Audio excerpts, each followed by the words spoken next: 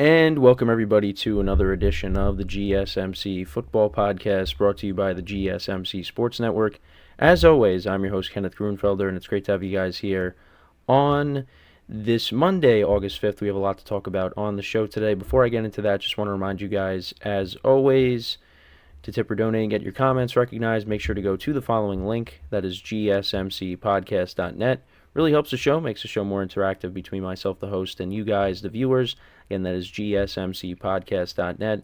And as always, it is displayed on the ticker at the bottom of the show segment down below. So let's get into what we are going to discuss for today. So we're going to start off the show. We're going to talk about Tyreek Hill's new deal. He was desiring a new contract, and he got it. So he's actually the latest, Dolphins player that's gotten paid. We had Jalen Waddle get a new contract, Tua recently, and now Tyreek Hill getting his contract as well. So we'll get into that. In the second part of the show, we'll talk about some news around training camp, some more injuries that I wanted to get into. So I'll talk about that as well in the second part of the show. In the third part of the show, we'll talk about Justin Jefferson. How the Vikings are going to manage him, him working his way back. Well, he did come back last year from his hamstring injury, but, he had some comments about it, and I wanted to get into it, and also how the Vikings are managing him as we get closer to the regular season, as we're a little over a month out. So we'll talk about that. In the fourth part of the show, we'll talk about Jalen Johnson, the cornerback of the Bears, talking about the top 100 list from NFL Network. So we'll get into that. He had some things to say on it. And then in the final part of the show, I will do my final running back rankings. Today we'll be doing the AFC West, which I'll be honest is kind of hard. Those rankings are kind of hard to do. Just because I'll explain when we get to it, but it's just I feel like that running back group in that division is kind of hard to rank just because you have a couple of teams that are going to have new starting running backs. One of them, I know is going to be good, one team, but then there's another team I'm just not really sure. So we'll get into all that when I get to it. But I just that division was kind of hard to rank. So let's get into the first topic, which is talking about Tyreek Hill's new deal. So like I said, he was looking for a new deal. And it's kind of interesting because I remember he was talking about, retiring possibly soon in a couple of years. Maybe that's still possible, but, right now he doesn't look anywhere near retirement the way he's been playing, especially since he's gotten to the Dolphins with, the stats that he's put up with Tua. Now, I think he should have stayed in Kansas City with Mahomes, but, he wanted to get paid. So, he ended up getting dealt to Miami. But this is what he did last year. And the last 2 years, he's put up 119 receptions. Last year, 1,799 yards. He would have got 2,000 yards if he didn't get hurt. And then he had 13 touchdowns, of course. Just an impressive season for him. And so his new contract, so he agreed to a new deal worth $90 million over the next 3 seasons. The deal includes $65 million in guaranteed money. The adjusted deal does not add new years to his existing contract, but increases his total guaranteed money to $106.5 million.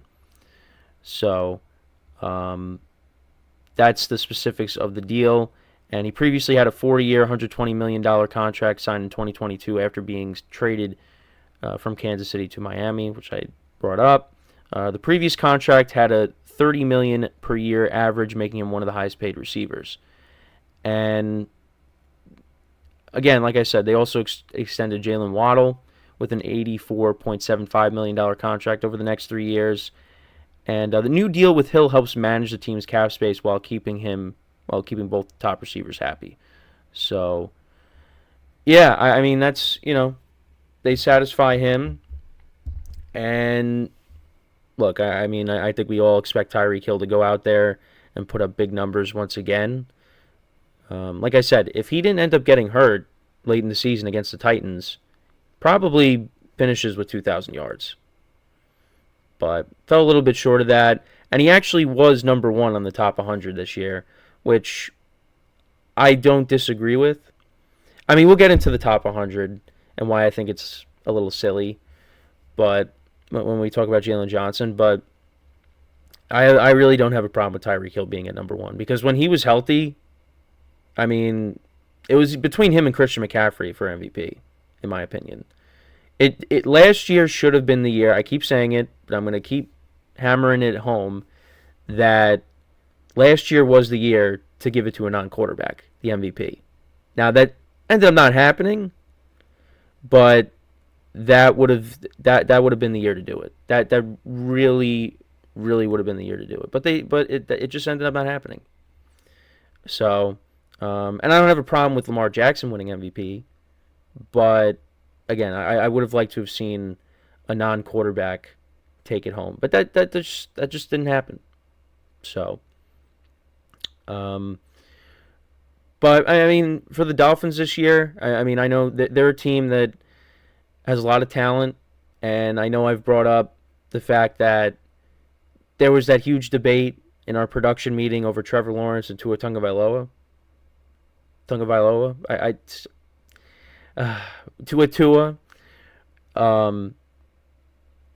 I mean, I think with the weapons around Tua, he's going to have another solid year.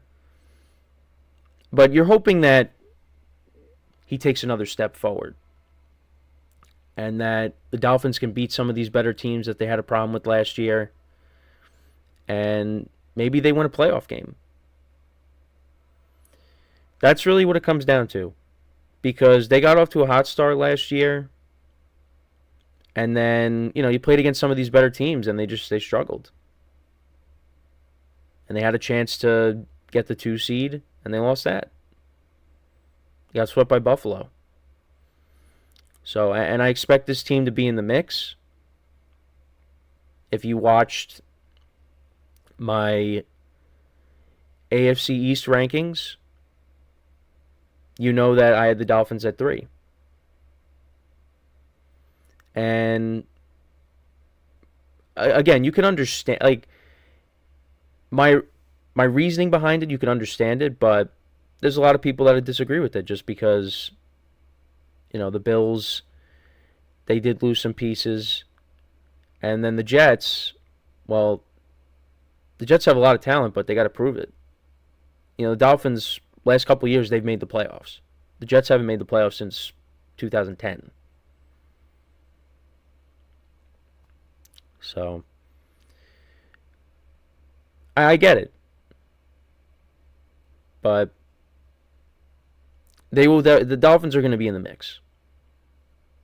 And one of the reasons for that is this guy right here, Tyreek Hill, who is one of the best receivers in the NFL. And you can argue he is the best receiver in the NFL. He's a top 3 receiver. Right now, he's a top 3 receiver. Just what he's able to do.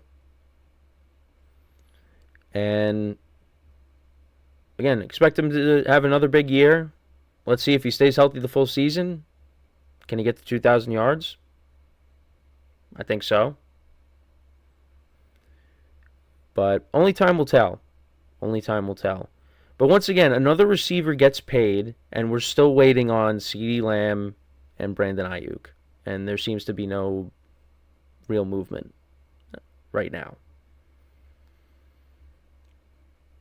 But I know I keep saying it. I do think, CeeDee Lamb's going to get his contract before the season starts.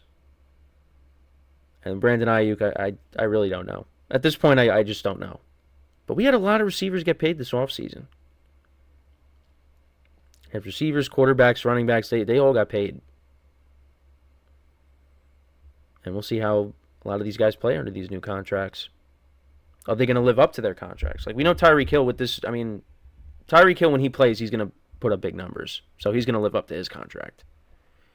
But, some of these quarterbacks, we go over to the quarterback side, getting $55 million a year. Are you going to be able to live up to that? We'll see. The money that gets tossed around is just unbelievable in the NFL. It really is. But that's a sport for you. It's a machine. So, but let me know what you guys think though about the new deal for Tyreek Hill. How do you feel about it? What kind of season do you think he's going to have? I mean, we all know that if he stays healthy, he's going to have a huge year. He's going to have a huge year. And, the Dolphins, their offense is fun to watch when it's clicking. Because they just got so many track stars on this team. Between him, Waddle, the running backs, Mostert and Achane. They added Odell Beckham Jr., who, is past his prime, but as a number 3 receiver on the team, I don't think that's a bad move that they made, and I feel like he could contribute a little bit. But yeah, his best days are behind him. Yeah, the Dolphins' offense is fun to watch. It's going to be fun to watch once again, but how are they going to do against these better teams? That's really what it comes down to for me. And Tyreek Hill helps that out. So we'll see. But that's really my thoughts on Tyreek Hill and the Dolphins. Again, let me know what you guys think about the deal and how you think Tyreek Hill is going to perform this season. So we're going to take our first break of the show. Then when we come back, we will talk about some headlines around the league here in training camp, some injuries, and some other news. We'll get into all that. So make sure to stick around, and we'll be right back here on the GSMC Football Podcast.